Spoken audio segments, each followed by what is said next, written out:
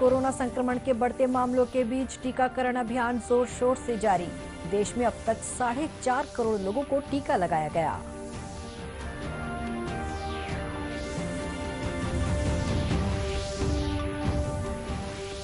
राज्य सरकार ने अधिकारियों कर्मचारियों को 7वें वेतनमान के बकाया एरियर्स की तीसरी किस्त का भुगतान करने का लिया निर्णय।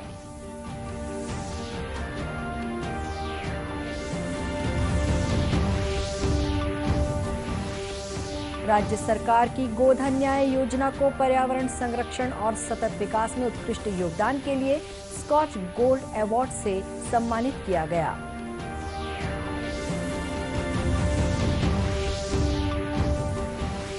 और राष्ट्रीय बागवानी मिशन के तहत बलरामपुर जिले की ग्रामीण महिलाएं मधुमक्खी पालन कर अपनी आर्थिक स्थिति को कर रही हैं मजबूत।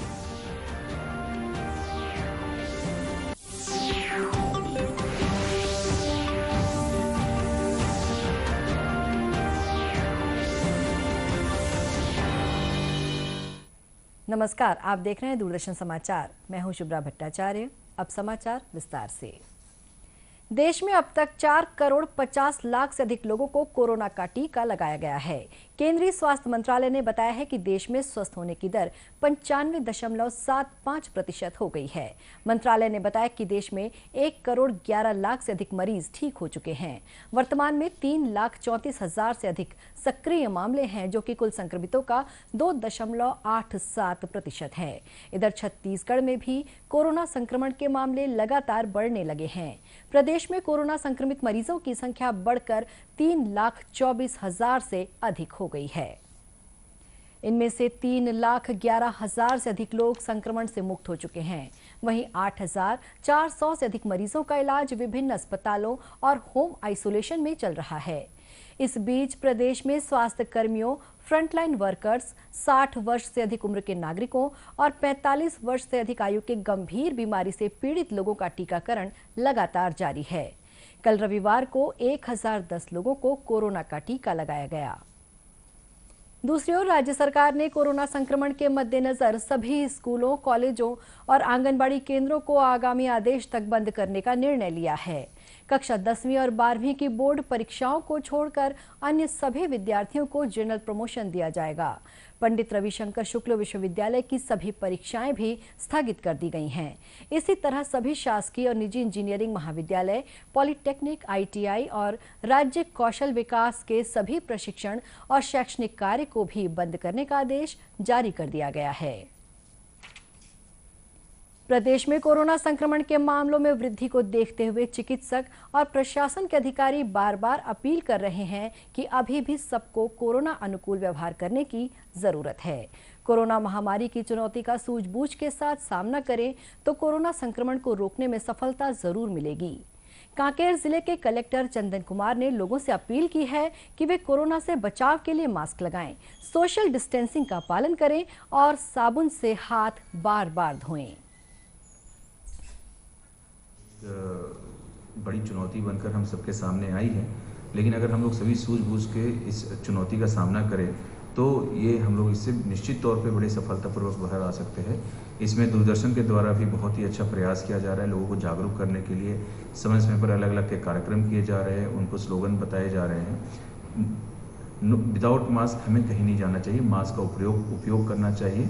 और इसी उद्देश्य के साथ, इसी संदेश के साथ जो है हम लोग भी लगातार आम लोगों को बताने का प्रयास कर रहे हैं। हमारे जो जिले के जो लोग हैं, जो नागरिक हैं, उनको भी सतत रूप से जागरूक करने का प्रयास किया जा रहा है।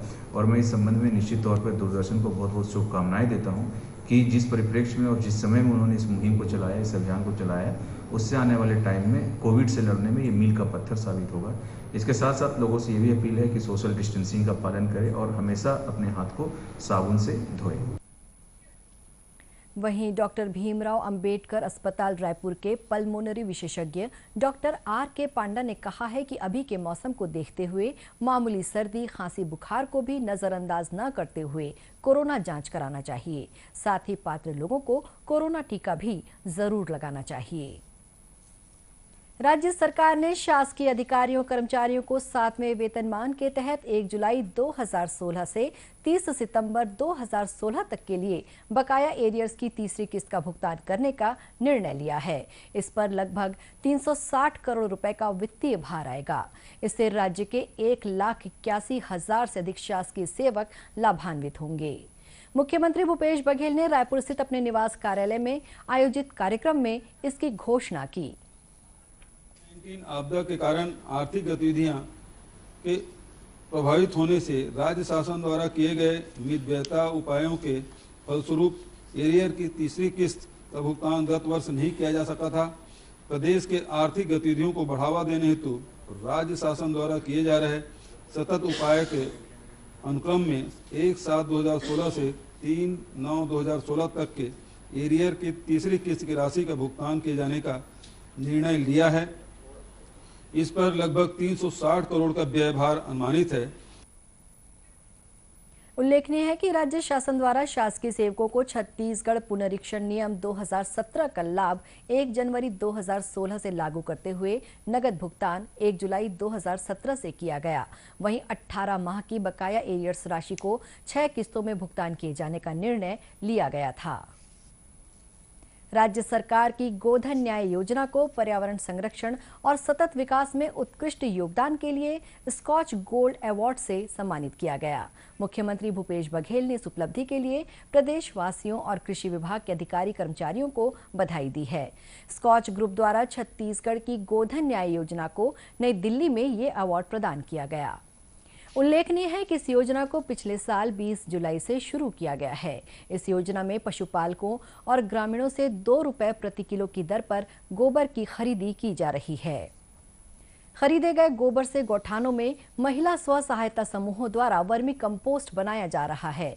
अब तक खरीदे गए गोबर के एवज में पशुपालकों और ग्रामीणों को 88 करोड़ रुपए का भुगतान किया जा चुका है। प्रधानमंत्री नरेंद्र मोदी ने आजादी का अमृत महोत्सव के तहत 12 मार्च को साबरमती से दांडी यात्रा को रवाना किया था। ये यात्रा उन्हीं रास्तों से होकर गुजर रही है जिन रास्तों से राष्ट्रपिता महात्मा गांधी ने अपने अनुयायियों के साथ दुनिया को सविनय अवज्ञा और सत्याग्रह की राह दिखाई। यात्रा को लेकर लोगों में काफी उत्साह है। मार्च 1930 को महात्मा गांधी कारेली आए थे, रात्रि विश्राम किया था, फिर 21 की सुबह आगे बढ़े थे। आजादी महोत्सव के 75वें साल पर आयोजित दांडी यात्रा के लिए निकली टीम ने कारेली में रात गुजारी और सुबह में वहां से प्रस्थान किया। मेघालय के मुख्यमंत्री और गुजरात सरकार की महिला और बाल विकास मंत्री ने यात्रा दल में शामिल होकर पैदल यात्रा की। यात्री दल का मनोबल बढ़ाया और महात्मा गांधी के बताए पथ पर चलने के लिए प्रेरित भी किया। एक फकीर के बताए मार्ग पर चलते हुए यात्री दल के स्वागत के लिए जगह जगह लोग खड़े थे।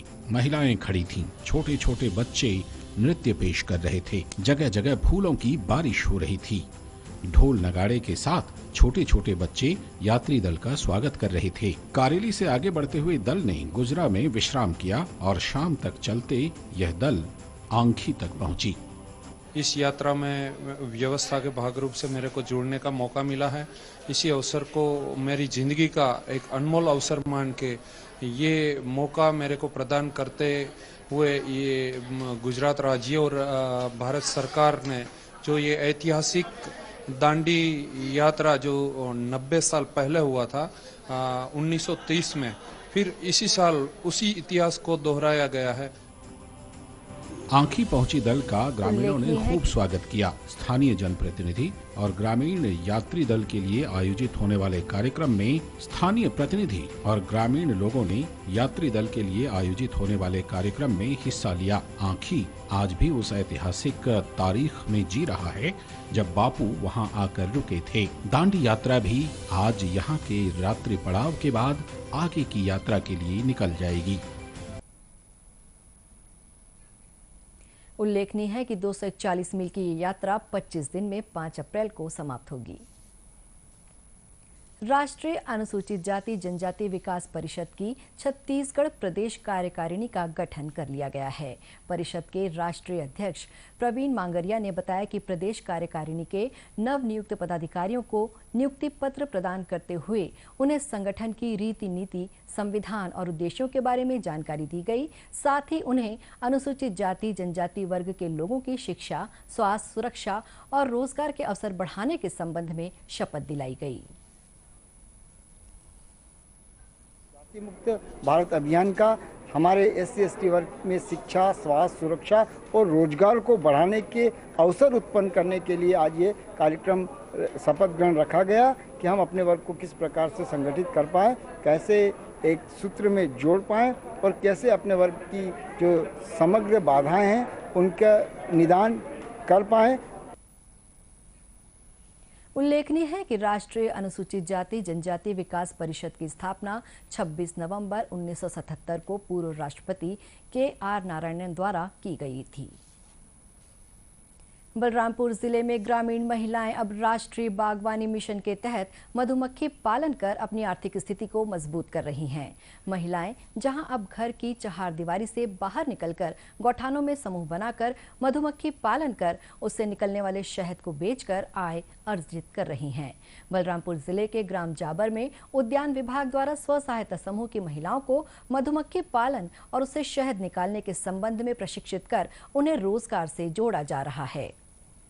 मधुमक्खी पालन कार्य से जुड़ी महिलाओं का कहना है कि वे 1 साल से मधुमक्खी पालन कार्य में लगी हुई हैं और अब तक 3 बार शहद निकाल चुकी हैं।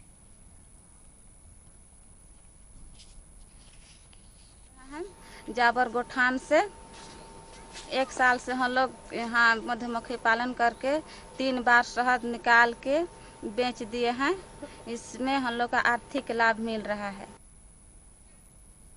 आदर्श गौठान के नोडल अधिकारी रामाश्रय वर्मा ने बताया कि राष्ट्रीय बागवानी मिशन के तहत मधुमक्खी पालन के लिए चयनित समूह की महिलाओं को शहद निकालने की मशीन और पहनने का टोपा उपलब्ध कराया गया है।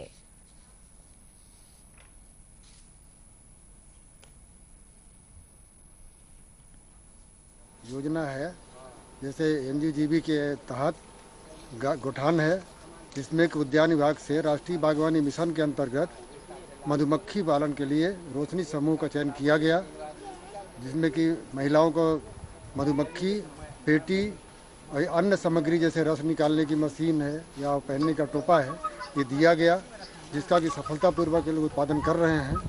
कई बार रस भी निकाल चुके हैं और उसको बेच के आर्थिक रूप से संपन्न हो रहे हैं।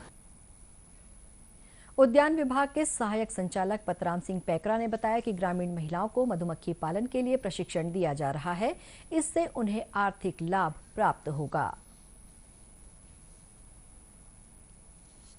राष्ट्रीय बागवानी मिशन अंतर्गत वहां की महिलाओं को मधुमक्खी पालन कराया जा रहा है और उनको विभाग की ओर से सतत रूप से ट्रेनिंग भी दिया जा रहा है कि कैसे पालन करना है, कैसे उसका रख रखाव रखना है और कैसे उनकी शहद निकालना है।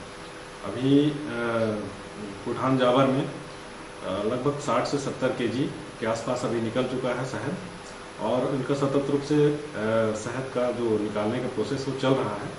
निश्चित रूप से उनको आर्थिक लाभ मिलेगा इससे। अभी हमने तो छोटे स्तर पर इसको शुरुआत किया था, क्योंकि अभी जितने भी शहद निकल रही हैं यहाँ पर स्थानीय स्तर पर ही उसको बिक्री इतनी अधिक है कि जैसे ही शहद निकालते हैं उसकी बिक्री तुरंत हो जाती है। वहीं के लोकल स्थानीय लोग ही उसको क्रय कर ले रहे हैं। तो जैसे ही अपन इसके उत्पादन बढ़ेगा हम इसको बाहर भी भेजने का प्रयास करेंगे। उल्लेखनीय है कि मधुमक्खी पालन से अधिक मात्रा में शहद उत्पादन होने पर उसे बाजार में बेचने के लिए कार्य योजना भी तैयार की जा रही है, ताकि स्व सहायता समूह की महिलाओं को अधिक से अधिक आर्थिक लाभ मिल सके। दूरदर्शन केंद्र रायपुर से प्रसारित होने वाले प्रादेशिक समाचार को आप YouTube पर भी देख सकते हैं। हमारे YouTube channel Chhattisgarh DD news पर प्रादेशिक समाचार उपलब्ध रहेगा। YouTube चैनल का लिंक और QR कोड आप स्क्रीन पर देख सकते हैं। अपने एंड्रॉइड फोन से QR कोड स्कैन कर आप छत्तीसगढ़ DD न्यूज लिंक पर जा सकते हैं।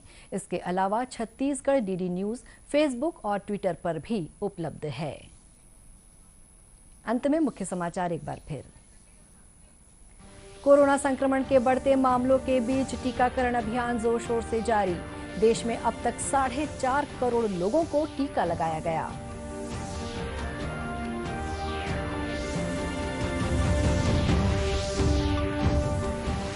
राज्य सरकार ने अधिकारियों कर्मचारियों को 7वें वेतनमान के बकाया एरियर्स की तीसरी किस्त का भुगतान करने का लिया निर्णय।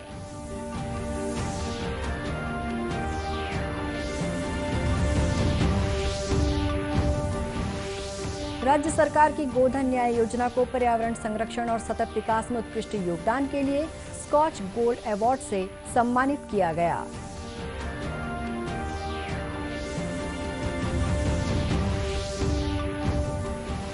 और राष्ट्रीय बागवानी मिशन के तहत बलरामपुर जिले की ग्रामीण महिलाएं मधुमक्खी पालन कर अपनी आर्थिक स्थिति को कर रही हैं मजबूत।